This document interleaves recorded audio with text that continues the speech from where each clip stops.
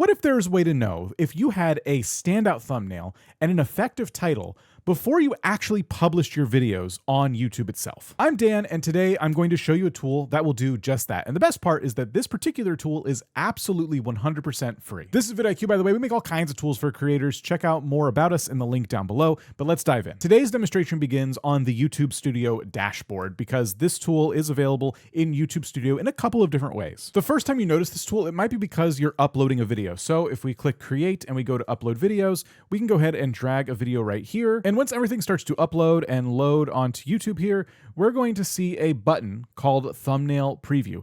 Already, we can start using this tool before doing anything else. This video is already uploaded though, so I'm actually going to delete this and show you the other way to find the tool, and we'll do the demonstration in there. So you can use this tool on videos that are already on YouTube or videos that are just privated waiting to go live by clicking content and then selecting your video of choice. Let's actually use this video as an example. I'll click the edit pencil. As it loads in, we see our tools and also YouTube's. If you scroll down just a little bit, you'll find thumbnail preview once again right here. All you have to do is click on it, and very quickly, we're gonna get a simulated version of the YouTube homepage. Automatically, by default, the thumbnail that you see and the title that you see are whatever you've put into your video currently. This video already has its thumbnail and already has its title, but we're gonna pretend like this isn't even on YouTube yet and play around with this. So I'll just go ahead and delete the thumbnail, delete the title, and we're just left with this blank slate. If vidIQ is installed in your browser, you can also find this tool right here in this little hamburger menu on our toolbar and click thumbnail preview. And this will also bring you right into the flow, but without a video attached to it this time. This is now just a playground where you can put any title and any thumbnail, and you don't have to find it by clicking into an actual video. What can we do next? Well, let's say we're doing a video about how YouTube has a new update and it's going to get people a lot of views. So I'm going to upload a thumbnail, and you can't see this, but in the background, it's opened a new window on my desktop, so I can go and select the thumbnail of my choosing,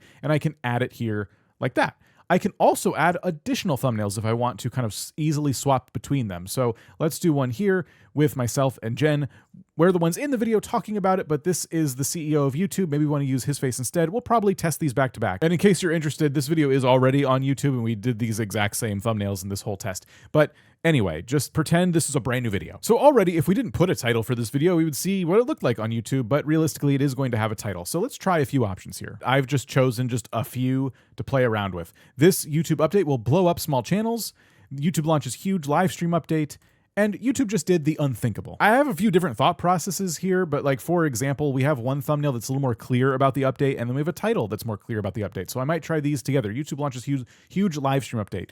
This is a video that really will only apply to live streamers in that case. If I want to play around a little bit, or maybe this is a different type of YouTube update, then I could say this YouTube update will blow up small channels. The implication being YouTube changed something and now small channels are going to get more views. Already this tool is helping me because I can just look at this fictional version of the homepage and start to ask myself how I feel about my title and thumbnail, and more importantly, how it looks on this homepage. And this is where we get into the real meat and potatoes of what this tool does, because let's take this thumbnail and this title that we already have, and let's start to play around a little bit. What if we switched and toggled to light mode? Because right now, I'd say this thumbnail is looking really good on the dark mode homepage, but if I toggle to light mode, suddenly things change a little bit, and I'm asking myself the question, okay, do I like the thumbnail now? Where is your eye immediately drawn to? Let me know in the comments. Do you think that this thumbnail here with all the colors and the big face is drawing you in? Or now that we're in light mode, maybe this Chinatown Part 2 thumbnail is standing out to you because it's this dark void on a big white canvas? Or maybe our thumbnail is standing out more because it's Neil and it's the words more views, but the white we chose on our background happens to match the white of the homepage now. So now it looks like it's not even a thumbnail. It's just an image kind of floating there. That's kind of interesting. I'm going to switch it back to dark mode though, because I hate light mode. It's absolutely hideous. Let's look at some other things. If we play around with the shuffle button, we can see the thumbnails that are on the screen kind of move around a little bit. Now, this is kind of similar to refreshing on YouTube, but it's going to give you a lot of different things when you refresh, but it does kind of like give you an opportunity to see, okay, does my thumbnail continue to stand out as all the thumbnails on the page continue to change? Because at any given time, everyone's homepage is going to look different. Maybe you're seeing this and going, I really wish my thumbnail would move around in this page. You can do that too. Down here, you can change the order. So your video is first, your video is in the third slot, or random. And now when we shuffle, we can see our video kind of moves around. Now it's not even on the page. We have to scroll down to find it. That's what it looks like on the YouTube homepage, but this isn't even the only context in which you can use this tool. Maybe a lot of your videos cater to the search algorithm, and so we'll go back and we'll go ahead and toggle this to search. Now, if you've ever used YouTube in different ways, you know that thumbnails just look differently and titles look differently when they're on different pages. So once you start searching for videos, this is what it typically looks like. You have a much larger thumbnail, and the rest of the video's metadata is taking up a lot of the screen here. We see the title, it kind of stretches out into the distance. We have the channel name and how many views and everything. So this is what it looks like on search, and it's really good to see your thumbnail at this kind of larger size, and again, get an idea for if my video was ranking in search, how might it look? And again, we can even change the order. We can be third on the search page. Is our eye still drawn to it? I would say so. We've chosen a really good thumbnail in the dark mode kind of like category. We can make it random again and then scroll down a little bit. Oh, there's my video. So all of those options still work just the same. We can also see this in suggested. Now, what does that look like? Suggested videos have smaller thumbnails and the titles look a little bit different. Metadata moves around a little bit. Does our thumbnail still catch our eye when more can fit on the screen here? What about mobile devices? This is going to be a big one for a lot of people. This is kind of what a mobile feed looks like. Obviously, we have a lot of dead space on the left and right because we're on a computer right now, but you only see about a couple videos as you scroll on your phone at a time. So again, what if our video was random and not right here? We scroll for a little bit, we scroll and scroll. Do we like the way this looks when it shows up finally as we scroll through the YouTube search page? But maybe you're seeing all of this and going, this is just way too much clutter. I'm distracted by seeing everybody's little channel icon and the names. I just want to see the images in one big grid. Well, hit thumbnail mode, and now all that other stuff goes away. This is not how YouTube looks to anybody, but this can be nice if you just want to compare what your image looks like against a whole bunch of other images. This is all about where your eye is getting drawn as you're considering to yourself if you've done a good job on your thumbnail, if it's doing enough to stand out. But if we bring back the home feed for a second, there's even more things you can do with this. It just keeps going deeper and deeper. What if you have a couple different YouTube channels? Like, for example, we have a couple different YouTube channels. We have the podcast channel. So maybe we're testing this on the main channel, but we want to see what it looks like if it's vidIQ podcasts.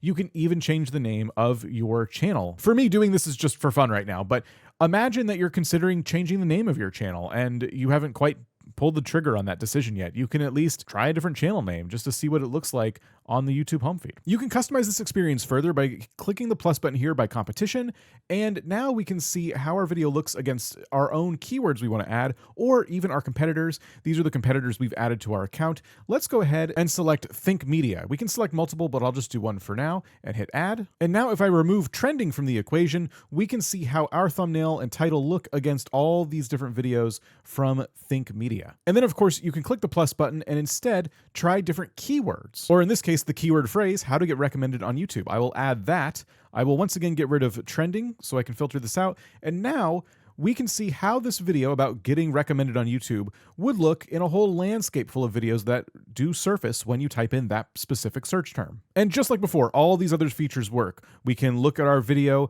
in a random collection here and shuffle these around. We can see what it looks like in the search feed when you search for the search term, and we scroll a little bit and there it is, how to get your small channel recommended amongst these other videos when you scroll through search. A couple other tricks I want to point out real quick is that if you use the arrow keys, you can actually toggle between the different titles and thumbnails very quickly. And if you go ahead and select the toggles by either thumbnails or titles, you can see what it would look like if your video was on YouTube in two different ways. Now you can see what your thumbnails look like together. If we put this into random mode, which one pops out more? Do we like this one up here? Or if we scroll down a little bit, do we like how it looks down here? Same goes for titles. If you want to see which title feels more readable to you, you can literally put them side by side like this. You can go ahead and shuffle them around again at random. How to get your small channel recommended on YouTube versus this YouTube update will blow up your channel. You can click this toggle right here too to kind of open up more of the screen and just put your thumbnails kind of to the side, which is kind of nice. And if you're still not sold on the title or the thumbnail, or maybe you have an idea and you're going to go back and make some more thumbnails, you can actually save